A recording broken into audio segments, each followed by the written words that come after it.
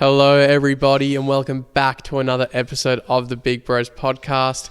Welcome if it's your first time joining. My name is Ilan, and I'm joined by my lovely friend and co-host, Jeremy. How are we? I'm well, mate. I'm really excited for this episode today. Yeah, why's that? Well, we spoke about rushing to find love in your 20s at least a year ago now, and that was a really popular episode. This is somewhat similar, but I've seen this come up on TikTok, on Instagram a bit more recently about people really fearing not finding love. The fear of not finding love. How can we overcome this fear? How can we be that lovable person that we know that we are? If you are that person that still hasn't found love and you're thinking, why have I not found love? I'm such a good person. I'm doing this with my life. I'm an interesting person, but I'm yet to find love. Well, this will be the episode for you. So welcome, enjoy, and we hope that you can take some things away from us from this episode. But to kick it off, this is a legitimate fear, isn't it? Yep. This is such a legitimate fear. People genuinely are fearful of not being able to find love. I've been there before. I'm not sure if you've been there, but I've certainly been there before. It's very relatable. Why is that? Tell me a little bit more. About my personal experience? Of course. Yeah, well, I mean, it's what it is. I'm just not just fearing not being able to find someone, not being able to find someone that you truly fit the mold to. I mean, this is what I felt in the past. Now I'm very, very lucky, very happy. I'm with a beautiful, lovely woman now. But certainly in the past when I was single, I was thinking like, what am I doing wrong? You know, I'm not attracting anyone that I truly feel alike to or feel similar to. What am I doing wrong? I'm an interesting person. I feel like I've got a lot going for me. What am I not doing? And I feel like a lot of people feel that way as well. And it gets frustrating because you think, how many first dates can I go on again? Or just simply, will I ever be able to find someone that doesn't necessarily want to be with me, but truly is similar to me? Because we can all technically be with someone. We can all settle and be with someone and have a girlfriend, have a boyfriend, whatever you want to have. But it doesn't necessarily mean that you'll truly feel like that person is completely compatible for you. And I think that was more so what I was fearful of. I wasn't really fearful of not necessarily finding love in someone, but finding love in someone that I truly felt exactly like on the same page about. I was more so fearful of like settling, and I think that is very much a part of this topic as well that goes hand in hand with it.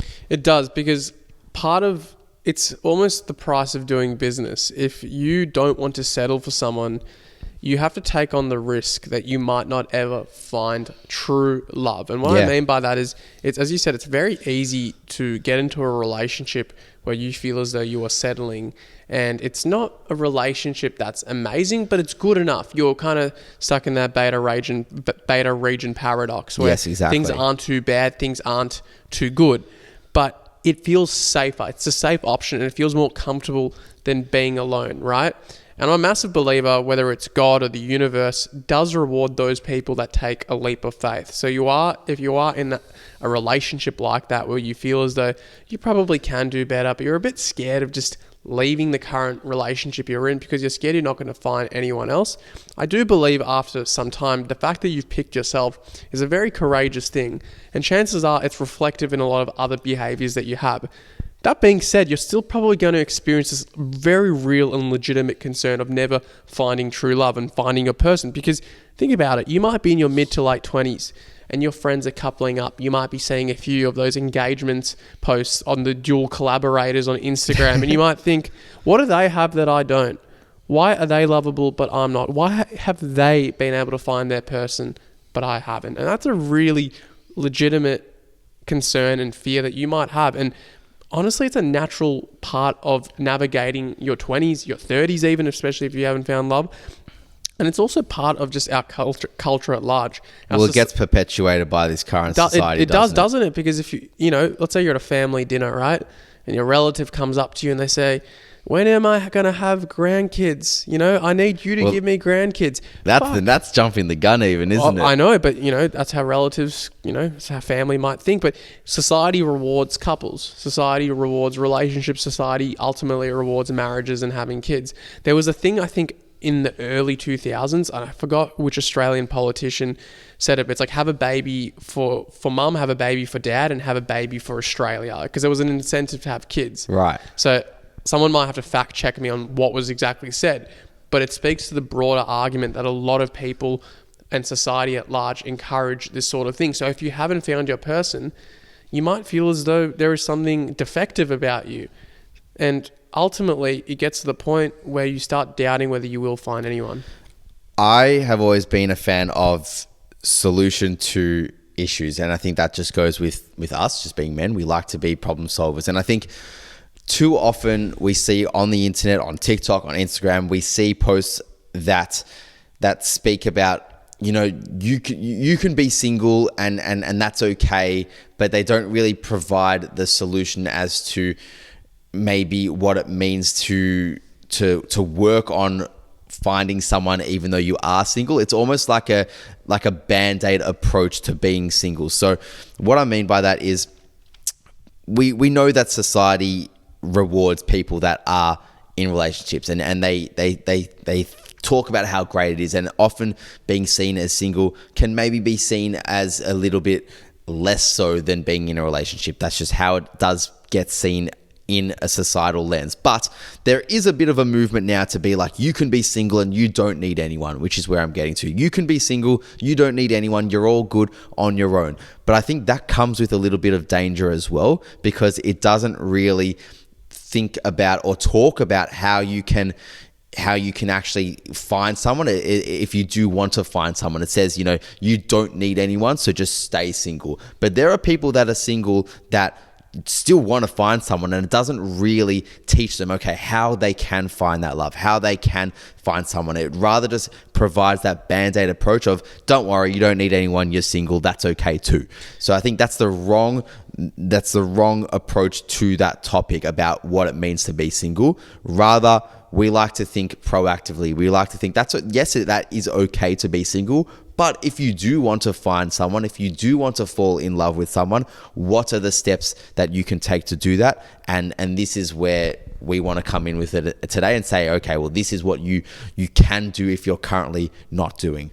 Yeah, look, quickly, just to your previous point, I do believe it's better to be single than it is to be in an okay but good enough relationship. 100% agree. Because ultimately, you live once, you may as well go out with a bang. So have fun with it and be courageous in your decisions and have faith that things will work out. But if you want to be the sort of person that increases their opportunity of finding their one, of finding someone they can cultivate true love with, it's about looking at the underlying beliefs you currently have. Because I'm not going to put any words in anyone's mouth, but do you feel as though you're unlovable at the moment? Do you feel as though there's something undesirable about you? And if so, is that a legitimate belief? Is it something that was conditioned throughout your early upbringing? Was it reinforced by other people?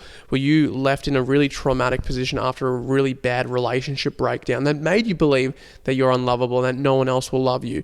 And this is where I think therapy would be actually quite important, because people are attracted to those who love themselves, and not in a narcissistic way, but respect themselves. And oftentimes when we find something that is defective about ourselves, or that we find that we're a bit icked out, that is almost illuminated to other people, and other people are like, well, I kind of don't want to, I'm not attracted to that.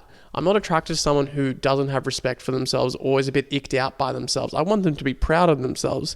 So I think therapy can be really useful in that case, to ask yourself the questions, what's going on with me? Why do I feel unlovable? Why do I feel undesirable? And then the next step is figuring out, what is the most ideal version of me? Visualize the shit out of that. I cannot emphasize how fun this exercise is. If you get yourself to a point where you can visualize what your most ideal self looks like, what do your behaviors look like? What do your attributes look like? What does that look like in the context of a relationship? that gets the brain moving, right? Because when we're constantly looking for the same things, we activate what's called the default mode brain network, which is essentially our default mode, right? As the name suggests. That's where we find find information that confirms our belief. So if we always think we're a victim of our circumstances, your brain, that DFMN, is going to look for evidence that confirms that, right? If you're a victim, someone's fucked you over. You're going to find evidence for that. So by visualizing what an opposite reality looks like, where you are attracting what you want, and this is going to sound really hippy-dippy, but I don't care. This is backed by science. You're going to be recruiting other parts of the brain that make you believe that this reality is not only worth attaining, but it's actually realistic. But it starts with behaviors. It starts with practical things. Yeah, well, those two concepts, I want to break that down further, because we've spoken about firstly identifying what you're feeling internally. Are you feeling like you've got low self-esteem? Do you even love yourself first? And then how you can be proactive about that. So first step is about coming back down to that sense of self, really looking internally and reflecting on your own sense of self. And then we can move towards that visualization, that manifestation part. But you don't get that visualization and manifestation without employing the behaviors to do that. So if we think of it like almost like a flow chart. So you start off firstly with reflecting, and then you go in towards the arrow then turns towards visualization, and then it turns towards behaviors. And you've got that flow on effect, and it all stems together, and they're not mutually exclusive. So this is why I really like this practice. So if we break it down first and we think about that first step about reflecting and looking introspectively and thinking, how can I love myself first? We always hear about what it means to love yourself, and we always reiterate that it's nothing to do with narcissism. It's nothing to do with being egotistical, but it's really about treating yourself the way you would want someone to treat you if you were with them, or loving yourself the way you would want someone else to love you if you were with them. So a good place to start off with that is looking at your habits in a day-to-day basis. Are your habits healthy? Are they detrimental? Are you treating your body healthily, or are you harming your body? These are things that we think about and we talk about when we speak about self-love. And these are things that other people would also see in you and decide whether they believe you are a lovable person or not. And that might sound really harsh, but someone that treats their body well in terms of looking after it from a healthy perspective, from a nutritious perspective, from a fitness, a functional, a well-being perspective, is going to be a lot more attractive and a lot more lovable than someone that is constantly harming their body with drugs, with alcohol, with vapes, with junk food, with not exercising, with just being a slob. That is undoubtedly a lot more unattractive and unlovable than someone that is doing the opposite. So first step is treating your body with that respect, with that love and that care that you would therefore want someone else to see in you and treat you likewise. Yeah, and I think ultimately finding your ideal is fantastic. It's a fun exercise to do. And it almost requires you... Look, there's a really sensitive question you must ask yourself, I suppose, because that's usually where the answers are. But why would someone not want to be with you currently? And that can sound like a really terrible question to ask yourself, and it might reinforce some potentially irrational responses. But I still believe it's worth doing. Ask yourself, why might I be too much for someone? Why might I not be someone worth dating? And that's a perfectly fine question to ask, because it is self-reflective. Now, it doesn't mean that you have to necessarily be harsh on yourself or criticize yourself, but it might evoke some answers that enable you to dig further. For example, if we're using the physical fitness aspect, or just not valuing their health, well, I might not be particularly taking the best care of my body, and that's reflected in the food choices I make and my lack of inactivity and so forth.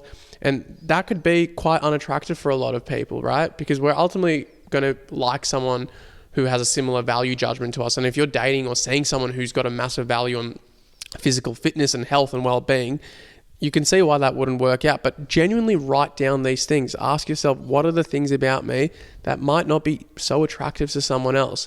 And then ask yourself, are these fair criticisms or are they just who I am?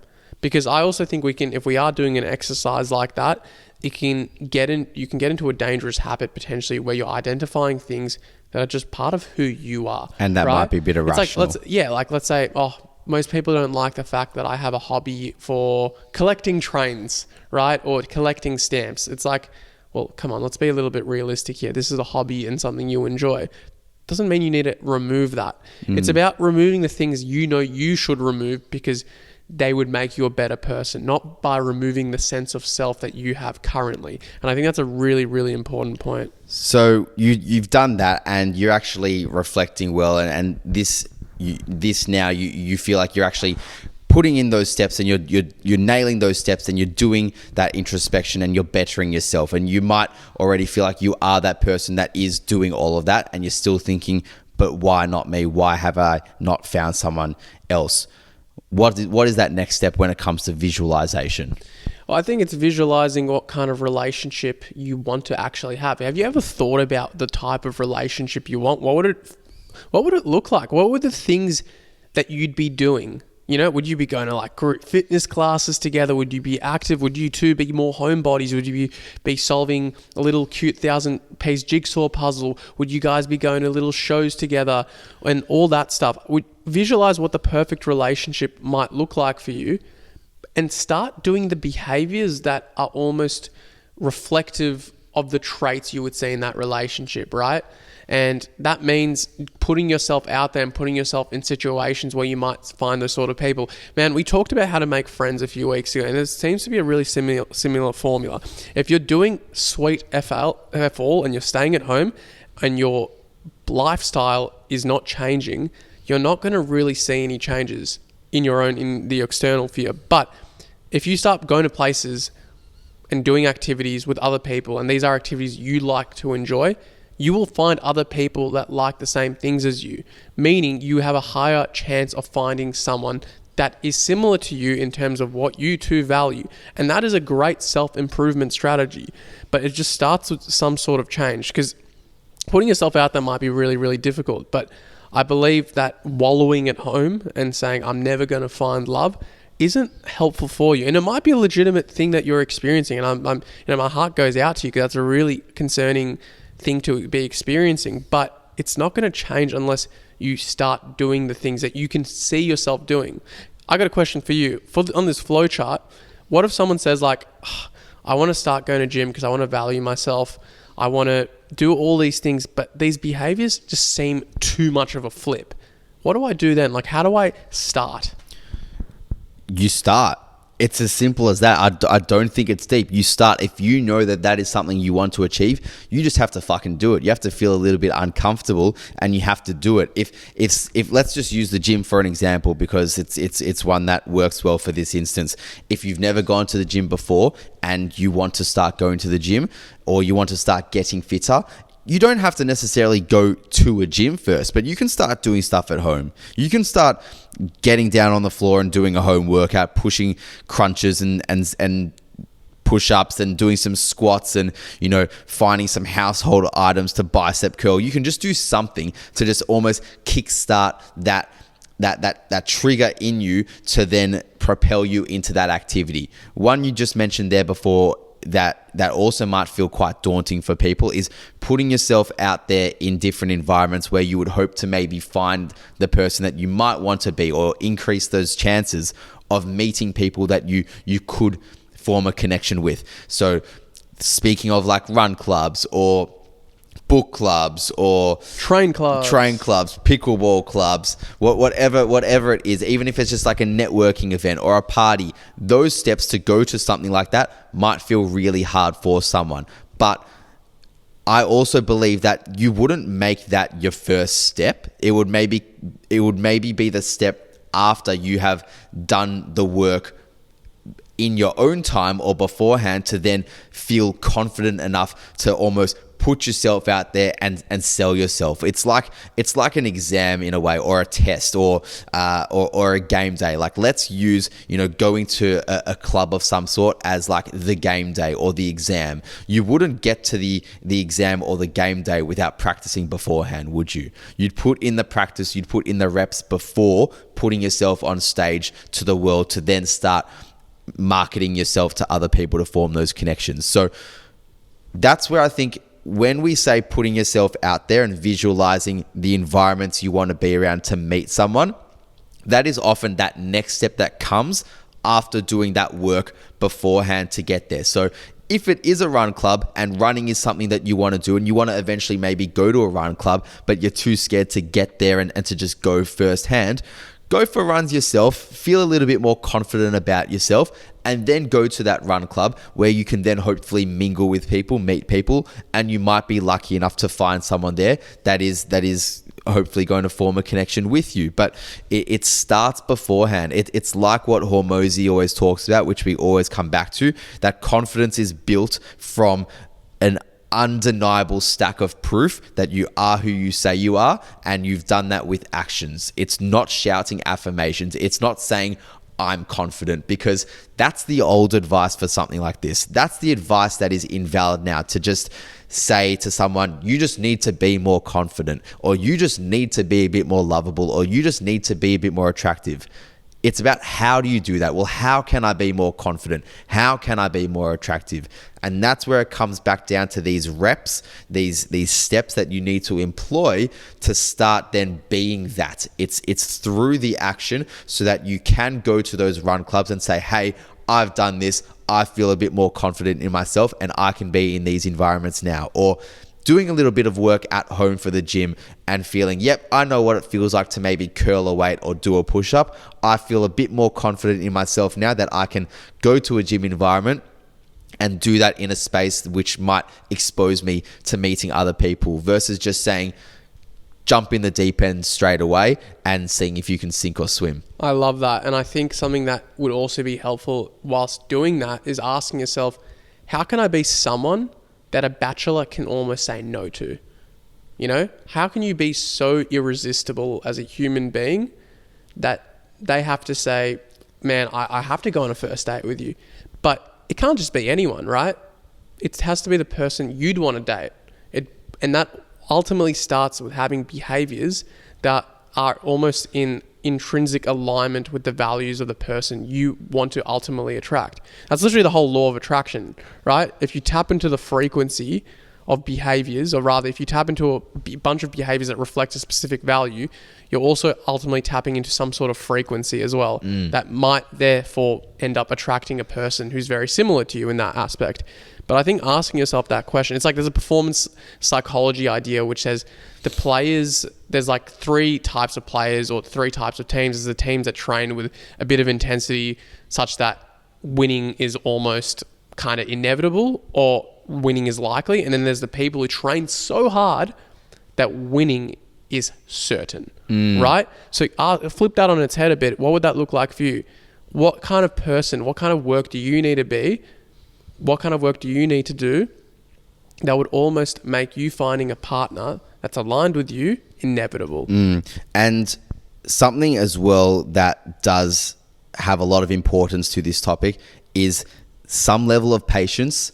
Urgency is good when, wanting to achieve something and find something and find someone, but patience is also paramount, because you might go on a first date, second date, third date with someone, and they might reject you because they don't feel like they're compatible for you. And that's totally okay.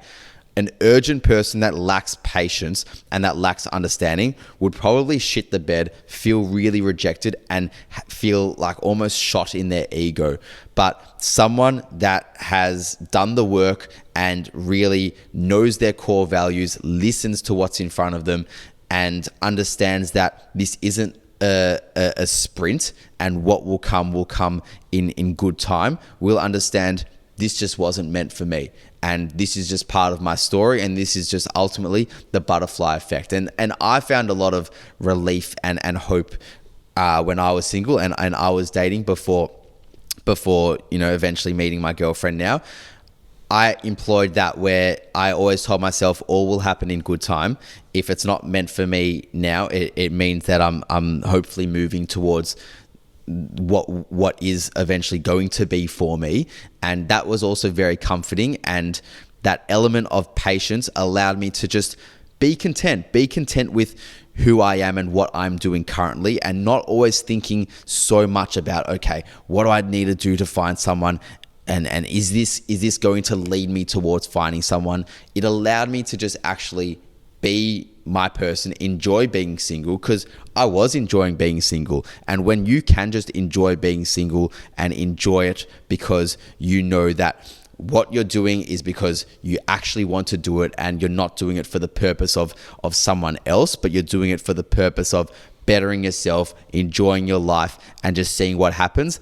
That is the most attractive thing, when you can find that person that doesn't necessarily need, in quotation marks, need to be with someone else or need that other person in their life, but meets that person and feels like they are just complementing each other's lives. They are two whole people that have come together because they've both done a lot of this work. They've put in a lot of these reps, and they don't necessarily need each other, but when they come together, they're almost just complementing each other's lives. And I think something that's also useful to ask yourself is, because I love the point that you made there, and you kind of took the words out of my mouth, which is this is almost like this sense of ickiness about being single. So the people who have the biggest fears about never finding love are the ones who almost are scared of being single, of being alone. And there's a difference between being lonely and being alone. But let's ask a question here. If you knew that a relationship, if Prince Charming was waiting at your door in a year's time, and you can't control that, but you can control what you do in a year of being single, what would that life look like? Are you going to still wallow around? Because if you treat your life almost as though it is inevitable you will find your person, you will at least have more fun or have more creative ideas on how you can spend your time being single. And that doesn't mean going out to clubs and hooking up with everyone, but it might just mean enjoying and learning to enjoy your own time, enjoying your own solitude. Because I think there's this real kind of fear around just being on your own and enjoying what might come with that. And guess what? It's almost paradoxical in that the more you hate being alone, the greater the chance that you will be alone. Yeah, well, I think with that point, what I would argue is that if you knew that that person was going to match up with you in a year's time, what would you do differently now? Because when you eventually do fall in love with someone, you have to remind yourself that that person has fallen in love with you because they saw the person you were like when you were single.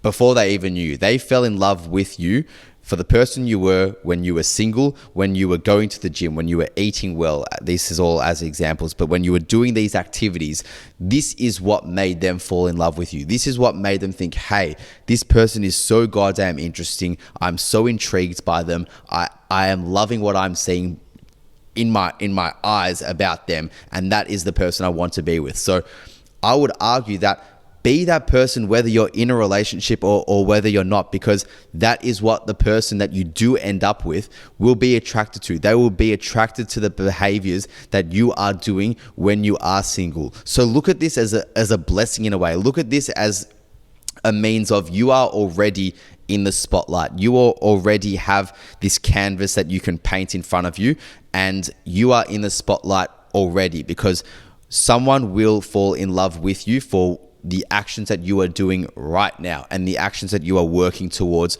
right now. They want to be with someone who is interesting. So be interesting. Start being that interesting person. Start doing those things that will make someone fall in love with you. And that's where you speak about being irresistible. Being that person where someone can't necessarily say no to because you're so goddamn interesting and intriguing that person will absolutely want to say, yes, I want to go on that first date with you. That's right. On that note, guys, send this to someone who might be struggling with this. You know, we are in our 20s. You navigate all sorts of things. And as we're meant to. And, you know, it's going to happen. You know, it shouldn't be a matter of if, but a matter of when. And that should be a helpful mindset to implement. Again, so many things that you and I talk about, it's not necessarily easy to implement, but they are a roadblock or something that can be used as some form of guidance to show you that the water doesn't necessarily have to be as murky.